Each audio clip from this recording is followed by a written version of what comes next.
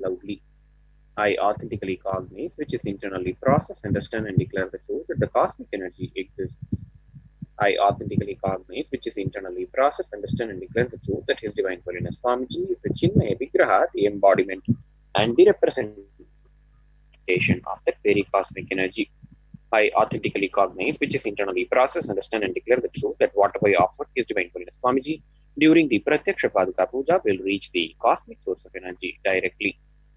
I authentically cognize, which is internally process, understand, and declare the truth of Sohamasmi that even when I worship, I am Him. Let us now enter into the Pratyaksha Paduka Puja. Please take some flowers in your hands and keep your hands in the Namaskara Mudra in front of your heart as we enter into the Guru Vandanam. ॐ नित्यानन्दं परमसुखदं केवलं ज्ञानमूर्तिं द्वन्द्वातीतं गगनसदृशं तत्त्वमस्यादिलक्ष्यम् एकं नित्यं विमलमचलं सर्वधी साक्षिभूतं भावातीतं त्रिगुणरहितं सद्गुरुं तं नमामि नित्यानन्देश्वर परमशिवसमारम्भां नित्यानन्देश्वरी पराशक्तिमध्यमाम् अस्मदाचार्यपर्यन्तां वन्दे गुरुपरम्परां ललाटे त्रिपुण्ड्रीनिटिलकृतकस्तूरीतिलकः स्फुरन्मालाधारस्फुरितकटिकौपीनवसनः दधानो दुस्तारं शिरसि फणिराजं शशिकलां प्रदीपः सर्वेषाम् अरुणगिरियोगी विजयते. Offer the flowers at the feet of His Divine Holiness Swamiji.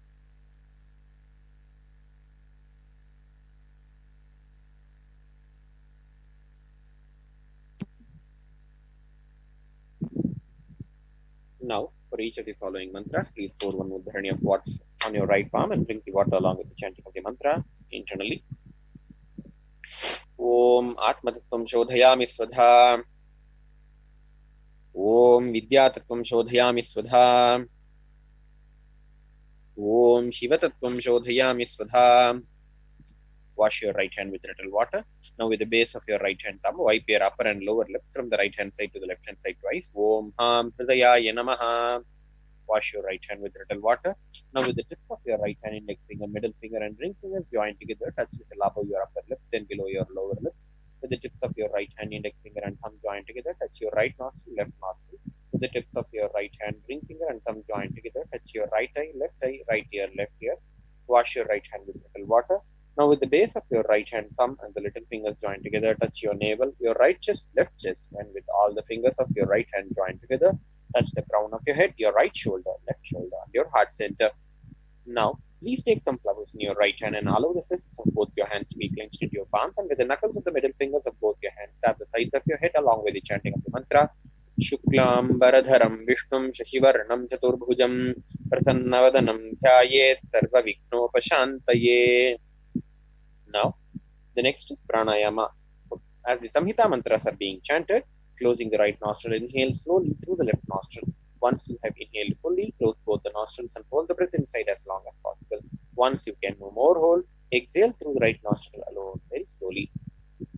Om Hum Ishanamurthaya Namaha, Om Him Tatpurushavakraya Namaha, Om Hum Aghorahridayaya Namaha, Om Him Mamadevukhyaya Namaha, Om Ham Satyojatamurteye Namaha, Om Ham Hridayaya Namaha, Om Him Chirase Namaha, Om Hum Shikhaya Namaha, Om Him Kavachaya Namaha, Om Hum Netrebhyo Namaha, Om Sahasraya Namaha, Om Hum Ishanamurthaya Namaha, Om Him Tatpurushavakraya Namaha, Om Hum Aghorahridayaya Namaha, Om Him Mamadevukhyaya Namaha, Om Ham Satyojatamurteye Namaha, Om Ham Hridayaya Namaha, Om Him Chirase Namaha, Om Hum Shikhaya Namaha, Om Him कवचाय नमः ओम हूं नेत्रेभ्यो नमः ओम सहस्राय नमः ओम हूं ईशानमूर्धाय नमः ओम हिं तत्पुरुषाय नमः ओम हूं अघोरहृदयाय नमः ओम हिं मामदेवूच्याय नमः ओम हं सत्योजातमूर्ते नमः ओम हृदयाय नमः ओम हिं शिरसे नमः ओम हूं शिखाय नमः ओम हिं कवचाय नमः ओम हूं नेत्रेभ्यो नमः ओम सहस्राय नमः.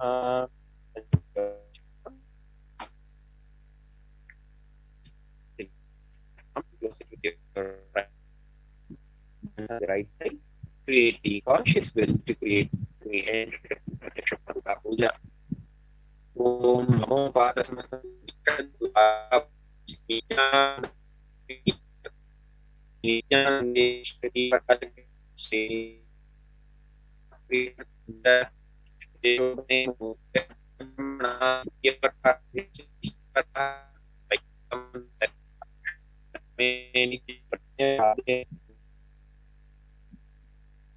जम्बूद्वीपे भारतवर्षे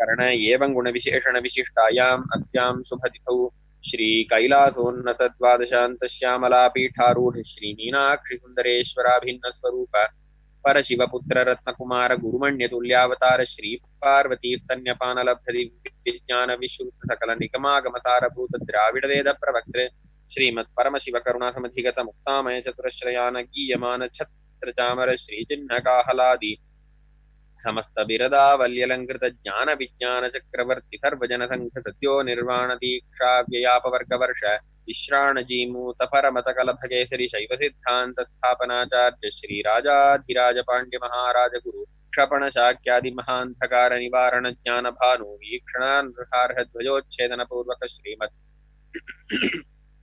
वृषभध्वज स्थापक शैव समय कर्तृ सर्वज्ञ पीठारूढ़ श्री जगद्गुरु श्री ज्ञान संबंध देशिक स्वामी वागीश सुंदर माणिक्य वाचक स्वामी नाम अवतार भूत श्री ज्ञान संबंध स्वामी पुनरुद्धृत श्यामला पीठ सर्वज्ञ पीठ त्रिणवत्युत्तर द्विशततम गुरु महासन्निधान अरुणगिरि योगीश्वर परंपरागत अरुणाचल सर्वज्ञ पीठ गुरु महासन्निधान कैलास परंपरागत कांची कैलास सर्वज्ञ पीठ त्रयस्त्रिंशदुत्तर द्विशततम गुरु महासन्निधान नित्योत्सव नित्य मंगल नित्य कल्याण नित्य रजित कैलास परंपरागत आदि कैलास नित्यानंद पीठ महासंस्थान महासिंहासन पीठ कर्त्रे साक्षात् श्री परमशिव समुद्भूत कैलास परंपरागत वैवस्वत मनु इक्ष्वाकु हरिश्चंद्र भगीरथ श्रीरामचंद्र शूरसेनेत्याद्यनवच्छिन्न सार्वभौम चक्रवर्ती परंपरागत चतुष्षष्टि योगिनी मंडित चतुष्षष्टि संप्रदाय प्रवर्तक मनुधर्म शासन सूर्य वंश प्राप्त सर्वज्ञ पीठ तुरांगी साम्राज्य मूर्धाभिषिक्त चूड़ामणि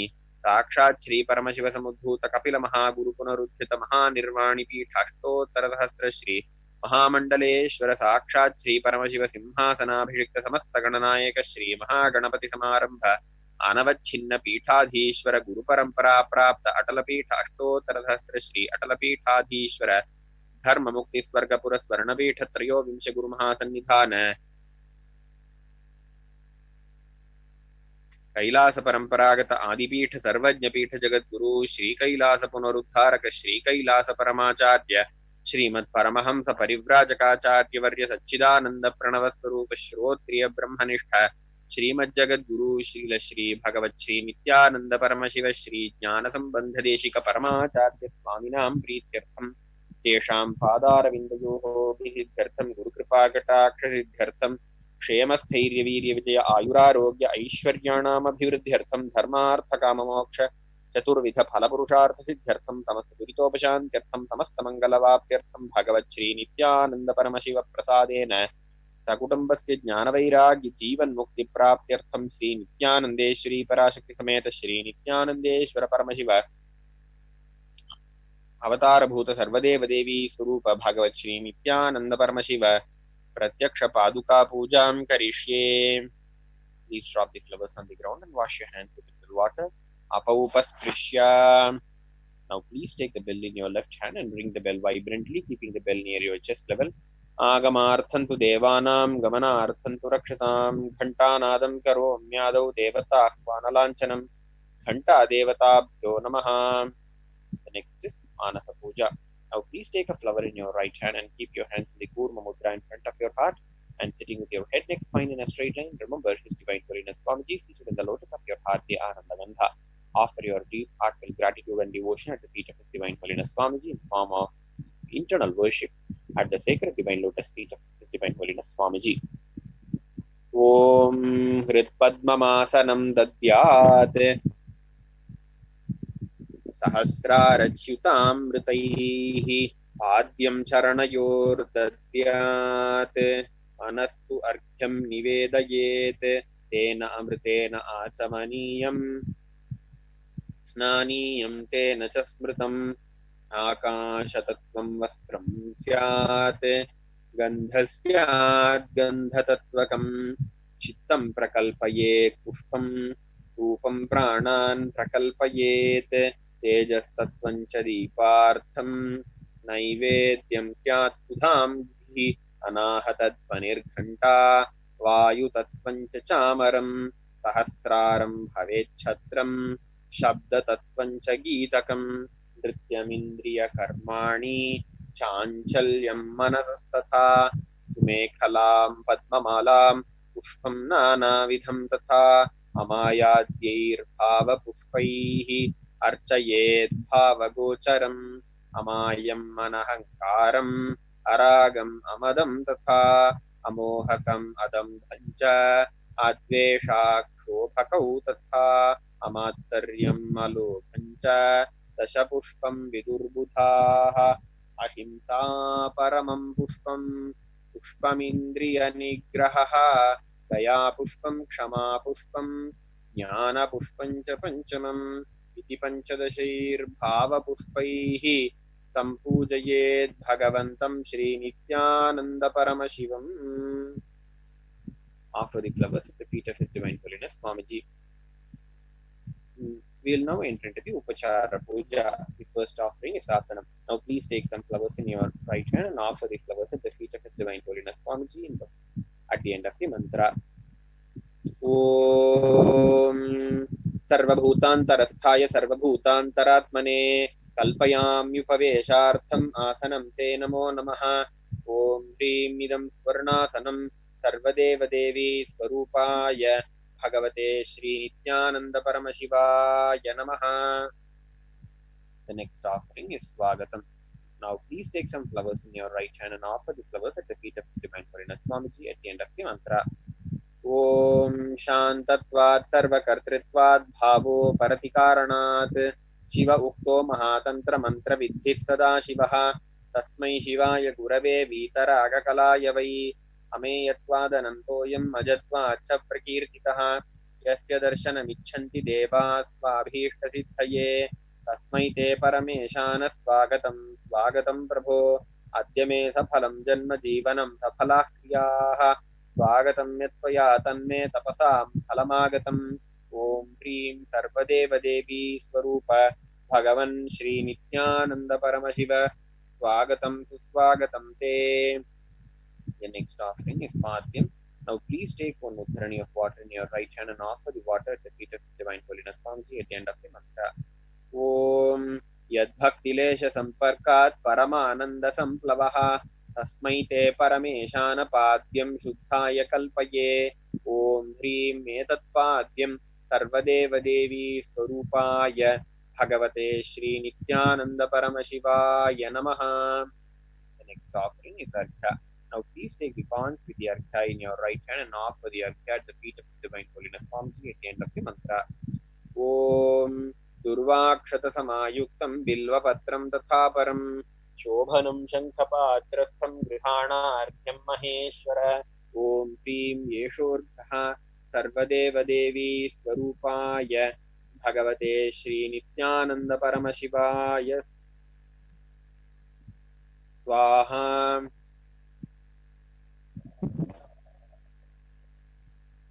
The next offering is Achamaniyam. Now please take one mudhrani of water in your right hand and offer the water at the feet of His Divine Holiness Swamiji at the end of the mantra. Om Mandakinyastu Yadvari Sarva Papaharam Shubham Grihanachamaniyam Tvam Maya Bhaktya Niveditam. Om Hrim Idam Achamanniyodakam Sarvadeva Devi Swarupaya Bhagavate Shri Nityananda Paramashivaya Swatham. The next offering is Madhuparka. Now please take the Madhuparka in your right hand and offer it at the feet of Divine Holiness Swamiji at the end of the mantra. Om Sarvakalmashanashaya Paripurna Sudhatmakam Madhuparkamimam Deva Kalpayami Prasidame. Om Hrim Yesha Madhuparkaha सर्वदेवदेवी स्वरूपाय भगवते श्रीनित्यानन्दपरमशिवाय स्वधा. The next offering is Gandha Tailam. Now please take the scented oil in your right hand and offer it at the feet of His Divine Holiness Swamiji at the end of the mantra. Om Snehang Grihana Snehena Lokanam Hitakaraka Sarvalokeshu Shuddhasvan Dadami Snehamuttamam. Om Hrim Idam Gandhatailam Sarvadeva Devi Swarupaya Bhagavate Shri Nityananda Paramashivaya Nivedayami. The next offering is Snaniyam. Now please take one udharani of water in your right hand and offer the water at the feet of His Divine Holiness Swamiji at the end of the mantra, and please ring the bell with your left hand while doing so. Om idam sushitalam vari swachham shuddham manoharam nanartham te maya bhaktya kalpitam pratigruhyatam. Om hrim idam snaniyodakam sarvadeva devi swarupaya Bhagavate Shri Nityananda Paramashivaya Nivedayami. Next offering is Vastra. Now please take the cloth offering in your right hand and offer it at the feet of Divine Holiness Swamiji at the end of the mantra. Om Maya Chitrapatachanna Nijaguhyoru Tejase Niravarana Vijnaya Vasaste Kalpayamyaham. Om Hrimidam Vastrottariyam Sarvadeva Devi Swarupaya Bhagavate Shri Nityananda Paramashivaya Nivedayami. The next offering is Abharanam. Now please take the jewelry in your right hand and offer it at the feet of the Divine Holiness Swamiji at the end of the mantra. Om Svabhava Sundarangaya Nana Shaktyashrayayate Suvarnam Bhushanam Tubhyam Kalpayami Prasidame. Om Hrimidam Suvarnabharanam Sarvadeva Devi Swarupaya Bhagavate Shri Nityananda Paramashivaya Nivedayami. The next offering is Gandha. Now please take the sandalwood paste in your right hand ring finger and offer it at the feet of His Divine Holiness Swamiji at the end of the mantra. Om Shariram te na janami cheshtam naiva cha maya niveditan gandhan pratigruhya vilipyatam. Om Hrim Yesha Gandha Sarvadeva Devi Swarupaya Bhagavate Shri Nityananda Paramashivaya Namaha. The next offering is Pushpam. Now please take some flowers smeared with sandalwood paste in your right hand and offer the flowers at the feet of His Divine Holiness Swamiji at the end of the mantra. Om Turiyavana Sampannam Nana Gunamanoharam Ananda Saurabham Pushpam Grihyatam Idamuttamam. Om Hrim Etani Sachandana Pushpani Sarvadeva Devi Swarupaya Bhagavate Shri Nityananda Paramashivaya Vaushate. The next offering is Bilva Patram. Now please take the Bilva leaves smeared with sandalwood paste in your right hand and offer it at the feet of His Divine Holiness Swamiji at the end of the mantra.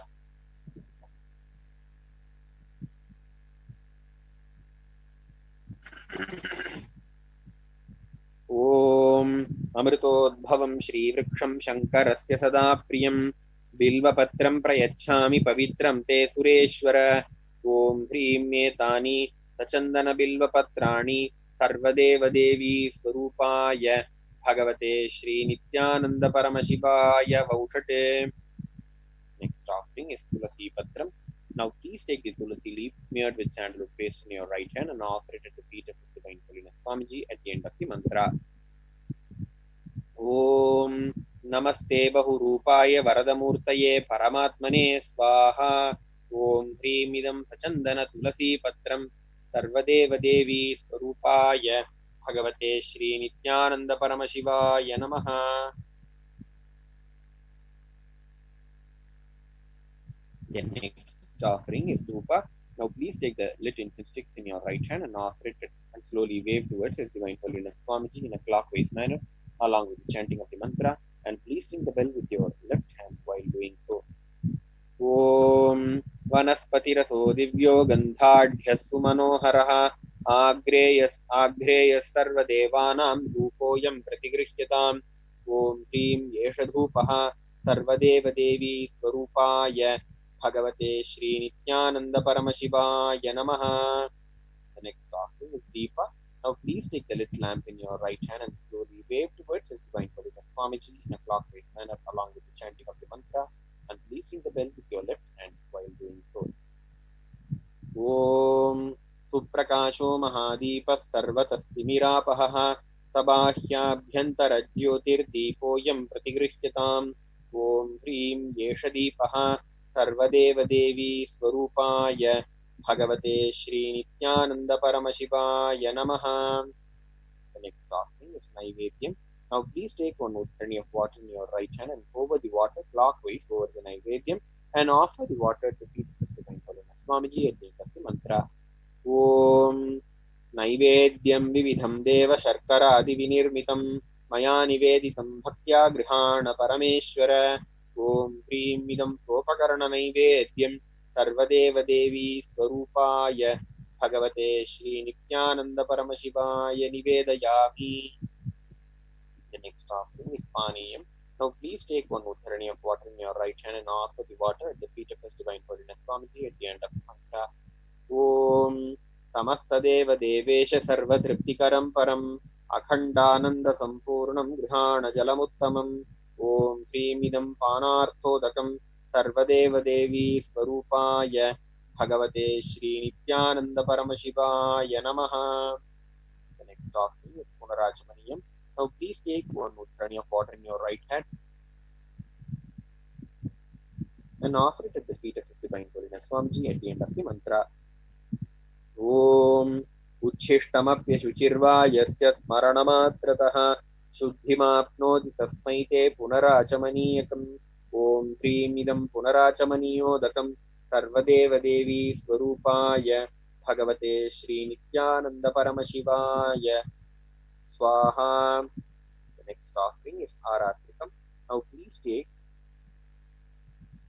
the lit arati in your right hand and slowly wave towards His Divine Holiness Swamiji in a clockwise manner along with the chanting of the mantra, and please ring the bell with your left hand while doing so.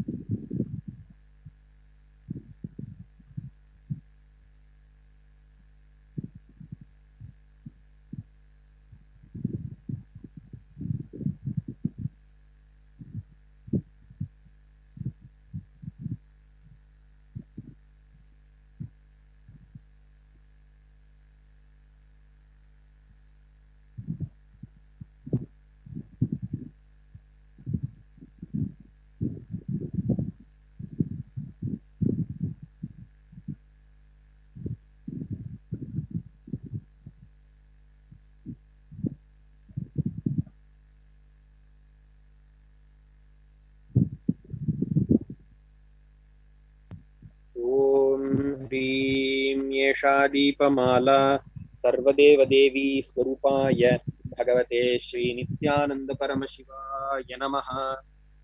ॐ राजाधिराजाय प्रसह्य साहिने नमो वयं वै श्रवणाय कुर्महे तमे कामान् कामकामाय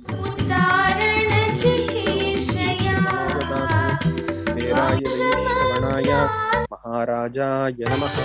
कर्पूरगौरं नावतारं महारतारं गजेन्द्रहारं सदा वसन्तं हृदयारविन्दे वागीशतं नमः।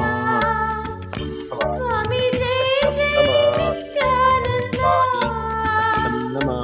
लोकनाथ स्थिरकाशो भगवान् कलिकल्मषमग्नानां नित्य उद्धारणचिकीर्षय। स्वामी ॐ जय नित्यानन्द ॐ जय नित्यानन्द स्वामी जय जय नित्यानन्द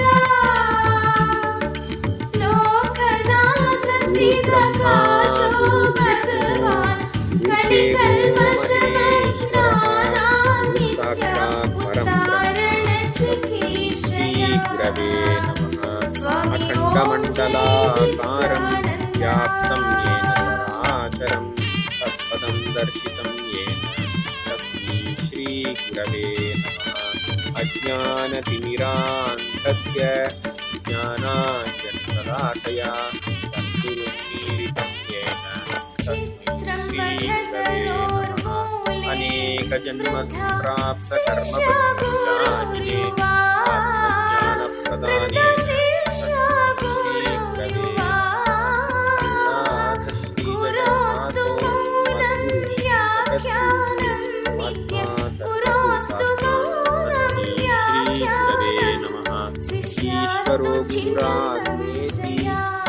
मूर्तिभेदविभागिने व्योमवद्व्याप्तदेहाय दक्षिणामूर्तये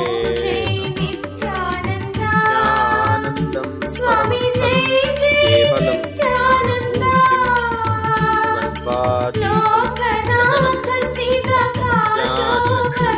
एकं नित्यं मलमचलं सर्वदी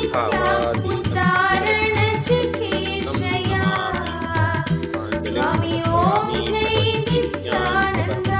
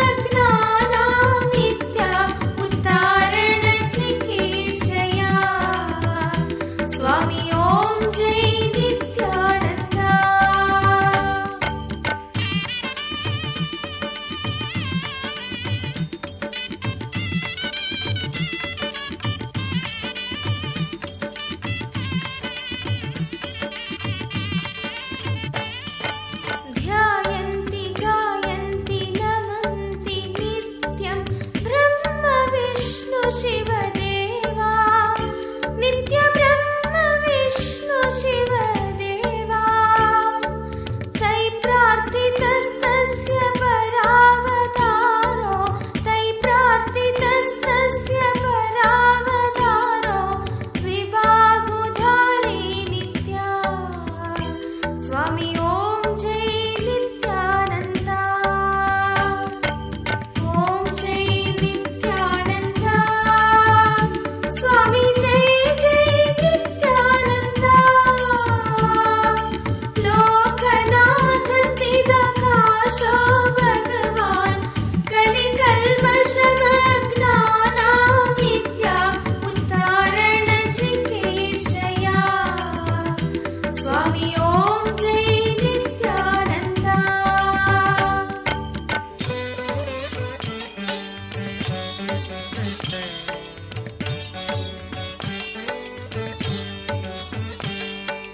वन्दे जगद्बीजमखण्डमेकं सुरैर्सेवितपादपीठं नित्यसेवितपादपीठं